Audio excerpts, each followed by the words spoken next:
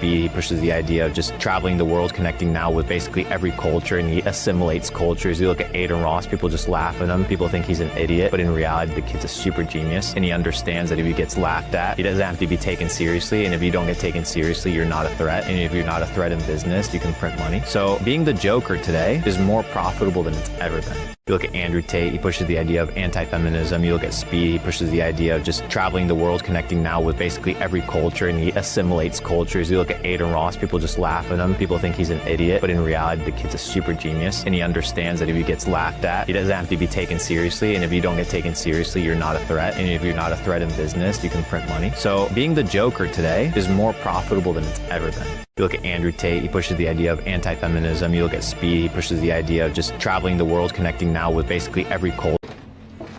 Holy shit. Hey. I knew you were gonna be fucking huge. Kara. The whole entire house was shaking. Okay, sorry, Shane. Kara, Shane. How was it?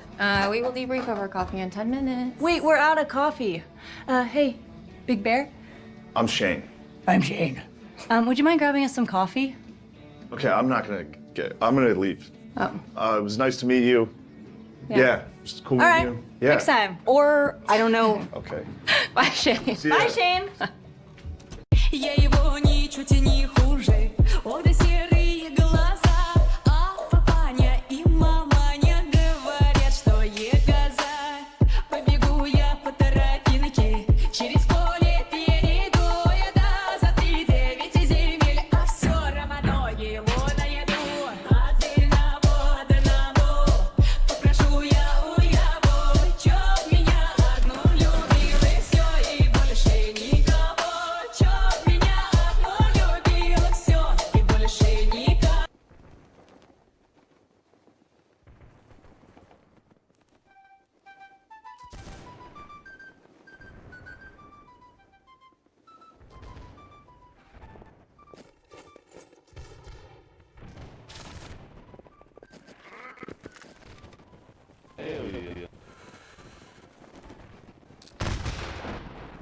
See if I can put a 10 over here to the left side.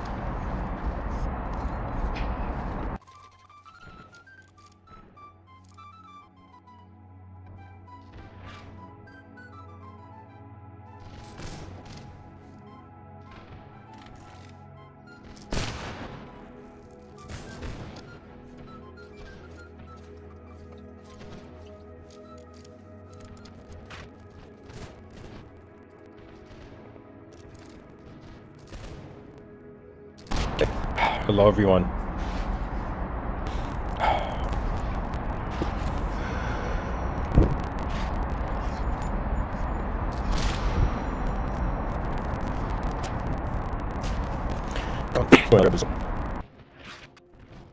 First things first, I decided I'd do this before I start the episode because it's awesome. And for all the viewers listening, the best time to quit smoking is before you smoke your first cigarette.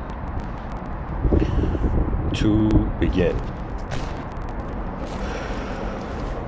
a marching greatness behind the eyes of humanity. And could our minds be those?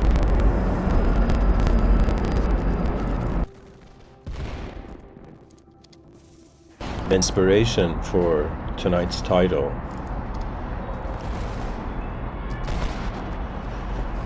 I was listening to this very incredible song,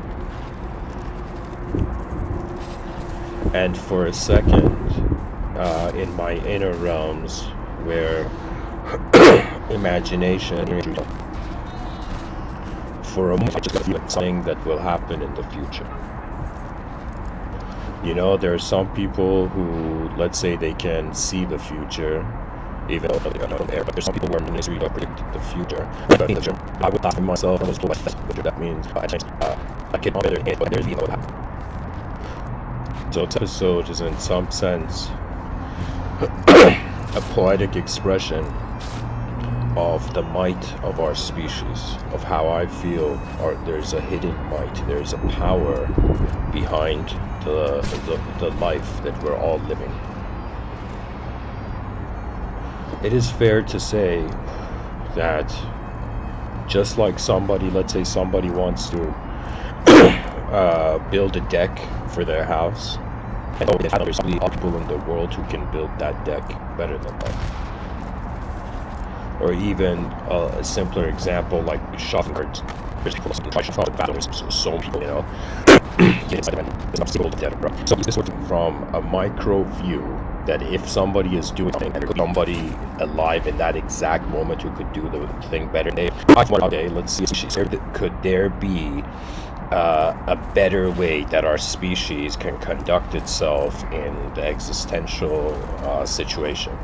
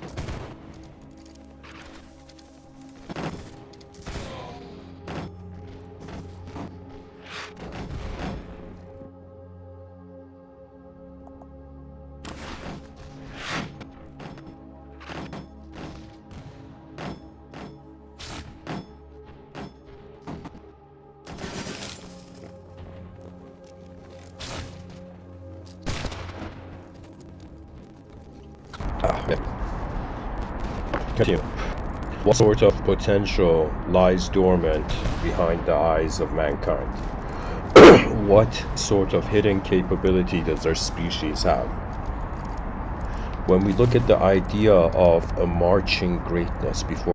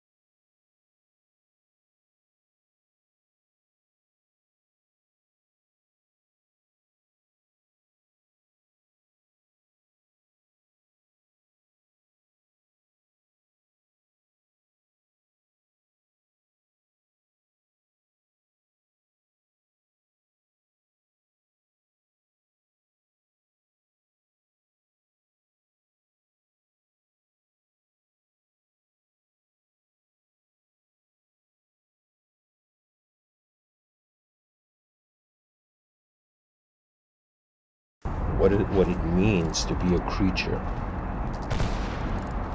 is to some degree be a journeyer in a world.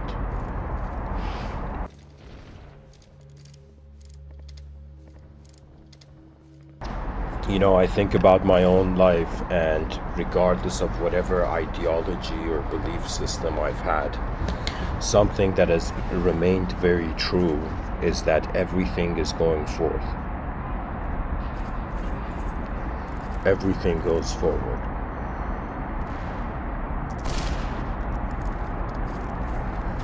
Right now, the value of the individual identity is based on its survival, continuity, and the efficiency of its survival turns into psychological happiness. In other words, the individual dimension of life is marching against time. But when I think about the species is also marching. You know, a human being can live a lifetime and not contribute to anything collective.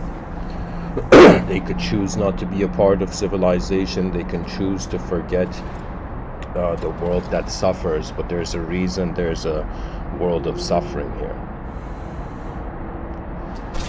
To me, I feel that what's going to happen to the future generations is that they're going to experience either a moment of such inefficiency that a sort of transcendental rage and anger is going to shift the species from inefficiency to efficiency. It's kind of like a human being that is trying to do something and it can't until it gets fed up, and then it has to shift the context of the world before it conceptually reactivates itself.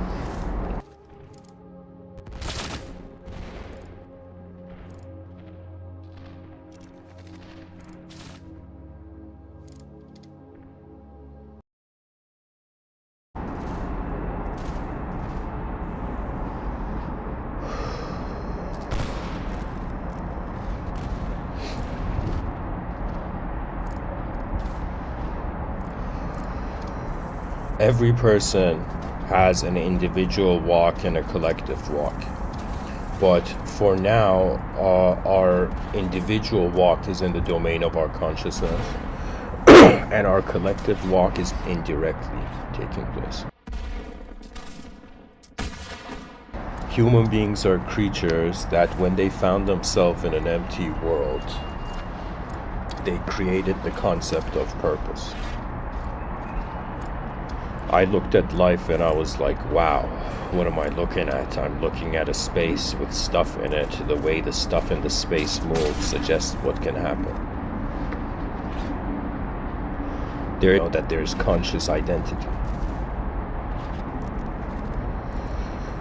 Really, what I am doing is I'm this person who is trying to wonder in what other angles can the collective paradigm, can the collective position be looked at.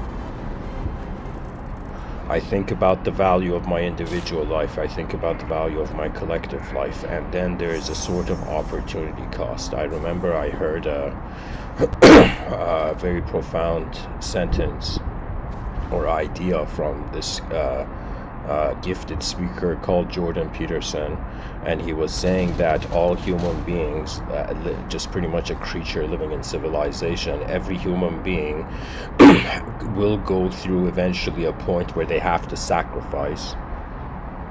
So sacrifice is a part of life, but then the idea comes that if the human being has to sacrifice something, right, at least the human being can get to choose its sacrifice. Who was it, Muhammad Ali, where he said serving others is like the rent you pay to be on earth, the rent you pay to exist. The idea is that human beings have to make a decision on and the major decision in life is not about what sort of concept you should be, it's about what sort of context you need to walk in. You know, this is very important. Why? Because right now we're living in an artificial time where the future generations are all obsessed about how to advance how they are a concept without actually experientially expanding the horizons of the context of their lives. It's another way of saying the marketing of the media marketing of 2022 is trying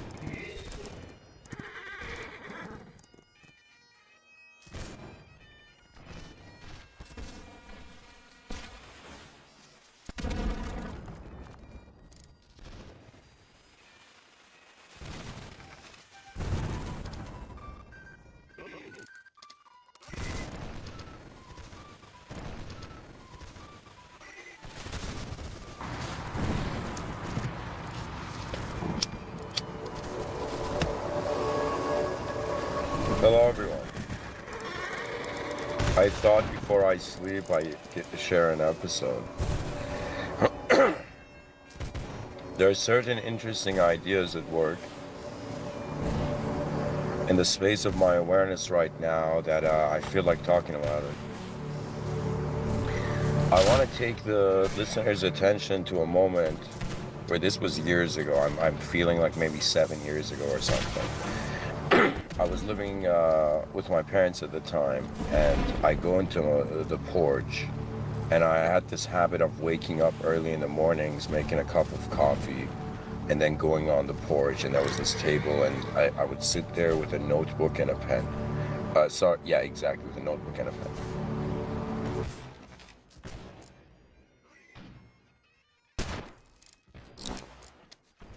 I remember one morning, I woke up with, just out. I was sitting on the porch looking at the yard, and in front of me, there's like space, like maybe 1.5 meters of the porch still. And so, as I'm looking at this, for a moment, my mind fathoms the worst version of me and the best version of me. It's like my mind became curious enough to fathom, all right, what is the worst self and what's the most advanced self?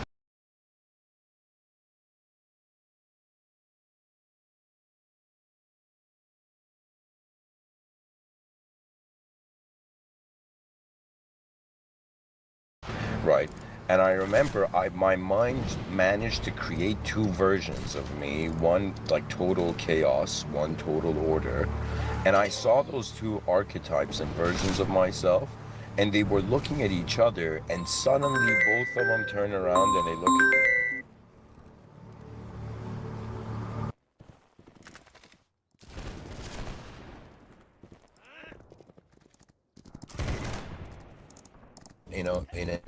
In a very gigantic event. And so if the significance of what happens in any part of this gigantic event is interconnected to the whole thing, it's almost like saying the cosmos is being human. You know, the guy didn't dress for Halloween and they're like, what's your costume? And the person's like, you don't get it, bro. I am the costume of the cosmos. I am a position. Even the idea of I am is a subjective position.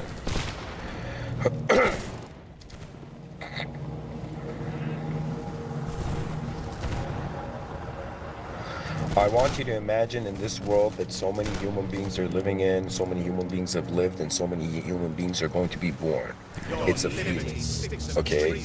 I am not talking to the human beings that want something from the present. I am that human being who's saying past is past, present is just here. It is the future that awaits. The human mind, consciousness is here to attend to its own future. But its own future is connected to the future of everybody. What that means is what you don't understand, what your great-grandchildren will, is that there was one human being and it consisted of 8 billion human organisms. The great human. You see, the great human is all of us.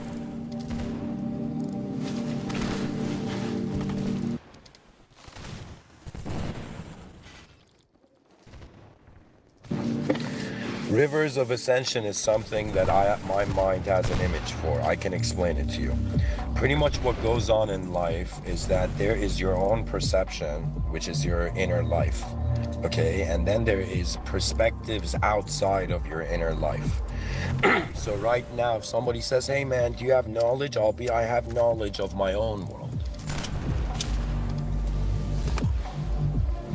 The world my mind has introduced to me as my existence, I have knowledge of that.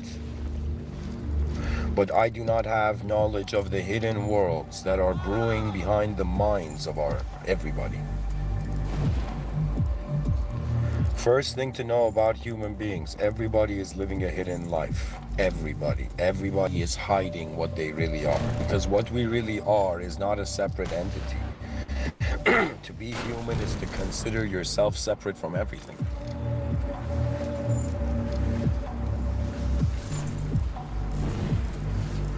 The rivers of ascension are human beings that imagine if like lifetimes were like cups, if souls were like cups, and imagine this cup was filled to the brim, right? So there's moments in life where you wonder, hey evolution, what are you doing? And it's the idea of something continuing through the change. The human legacy will endure till the end of time.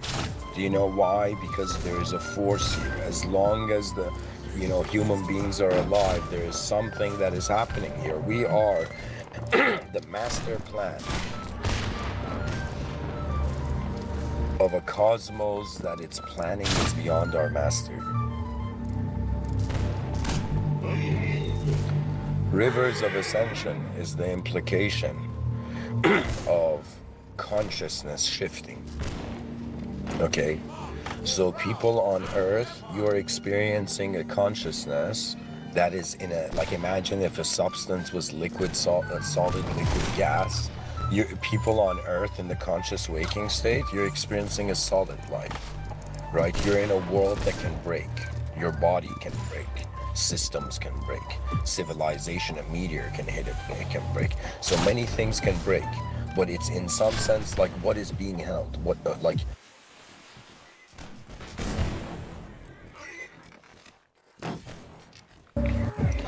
is holding life together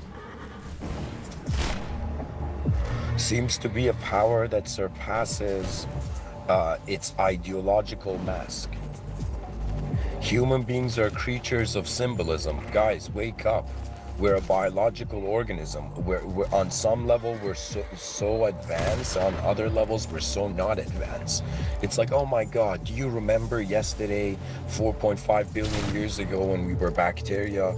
And imagine, do you remember the other yesterday when we were savage human beings? And then it took us years of like evolution and circumstances and scenarios grinding the attention that has been cultivated now. Your attention is actually an advanced technology. For me, it was very fascinating because in you see, there are some beings that they have familiarity with, you can say, physical structures, but there are some beings that have familiarity with subjective structures. That means if I was to say, if I have lived more as a mind in a body than a body of a mind, I would say that I have lived behind my eyes, like the world, how the world has changed in so many with intensities beyond the regular reality. So what I'm trying to tell you, dear humanity, dear species, dear creatures that look like me, you know what I mean? Our strategy should be, first of all, to freak out properly.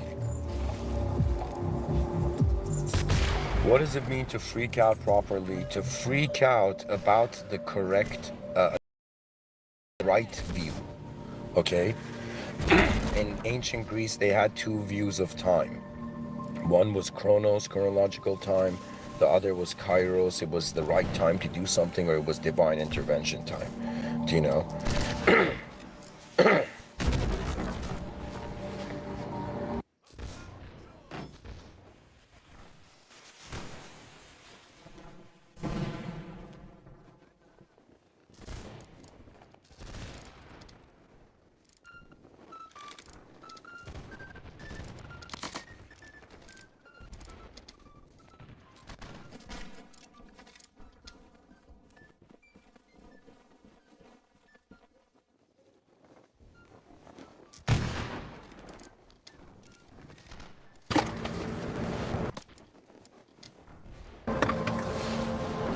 Has their attention to a different scale of honor, where everyone is.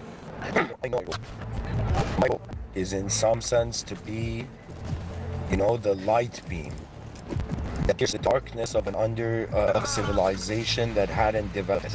The activation of the potential of our species requires this notion that reality is happening at different levels and according to different senses of being. So you are physical, that is all life. You are illusionary, that's liquid. If you meditate a little, you'll notice in some sense that you are the present. That means it's like, okay, this stuff is mad. What matters is you know, what we are is a form.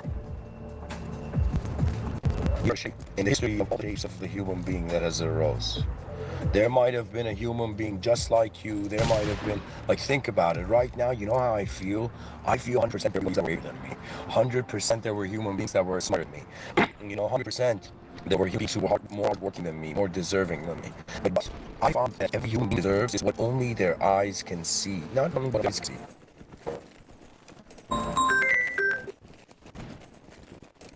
Okay.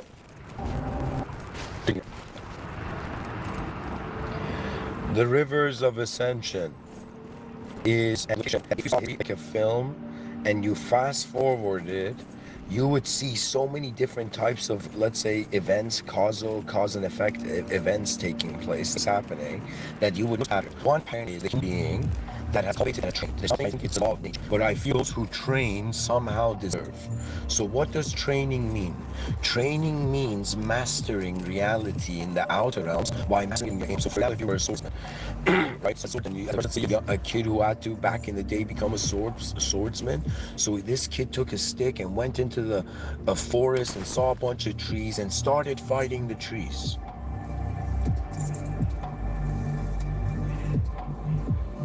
And so every time he hit a tree, his brain recorded a pattern. Okay, this is one angle of seeing movement in this way, in this fashion, right? So there was a training.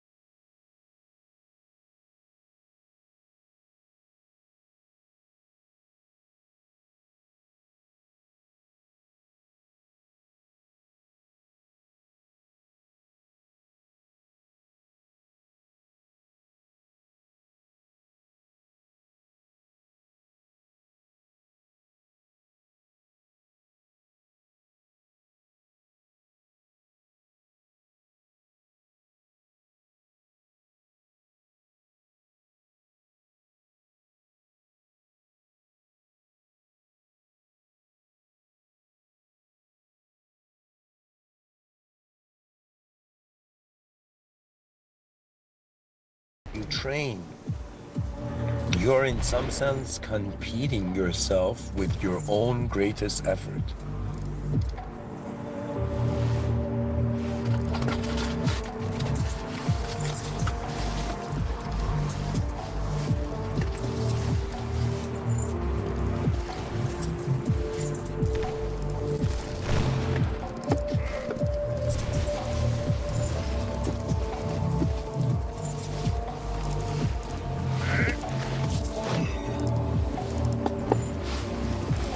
The butterfly, in the same sense that it's like in the process of training for something, your own preference of how something should happen is dying for you to actually get a clear view of how something can happen. When people say that there is reality, and then there's the idea of an illusion, and then there's the idea of a personal illusion, we call it delusion. Right? And then what is a delusion? Could we say that wearing sunglasses at night and looking at the stars and thinking that's what the stars' true light is like accurate?